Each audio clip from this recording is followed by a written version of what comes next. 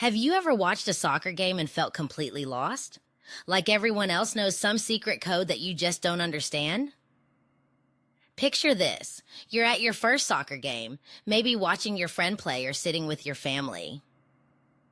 The players are running around kicking a ball, but you have no idea what's happening. When should you cheer? What's that yellow card for? Why did the referee just blow the whistle? You feel left out of all the excitement because soccer just looks like organized chaos. But here's the good news. Soccer actually has really simple rules that anyone can learn in just a few minutes. Once you understand these basic rules, you'll go from confused spectator to excited fan who knows exactly what's happening on the field. Let me break down the 5 most important soccer rules that will transform how you watch the game. First, let's talk about the basic objective. Each team tries to kick the ball into the other team's goal to score points. It's like basketball, but with your feet instead of your hands. The team with the most goals at the end wins. This makes sense because soccer is all about skill with your feet, and it creates amazing plays when players work together to move the ball down the field. Second, here's the hands rule that trips up most beginners. Only the goalkeeper can use their hands, and only when they're inside their special box area.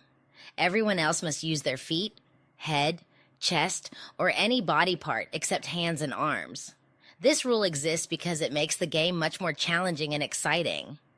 When players can't use their most coordinated body parts, it requires incredible skill and creativity. Third, let's understand the offside rule, which is probably the most confusing one. A player is offside if they're closer to the goal line than the last defender when their teammate kicks the ball to them. Think of it like this. You can't just camp out by the goal waiting for easy shots. This rule keeps the game fair and prevents cherry picking, making teams work together to create scoring opportunities. Fourth, we need to cover fouls and cards. When players kick, push, or grab each other inappropriately, the referee gives a free kick to the other team.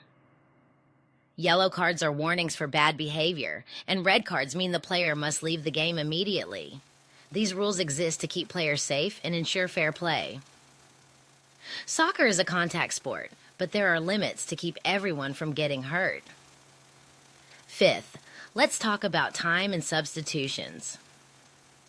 Soccer games have 2 45-minute halves with a short break in between. Unlike other sports, the clock doesn't stop, so the referee adds extra time at the end if there were delays. Each team can substitute up to 5 players during the game. This keeps players fresh and gives coaches strategy options, making the game more dynamic and exciting to watch. Now, I know what you might be thinking. This still sounds complicated, and you're worried you'll forget everything during an actual game. I was skeptical too when I first learned these rules.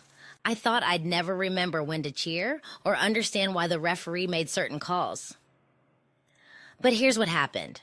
After watching just one full game with these rules in mind, everything started clicking. I found myself explaining calls to other confused spectators and actually enjoying the strategy and skill involved.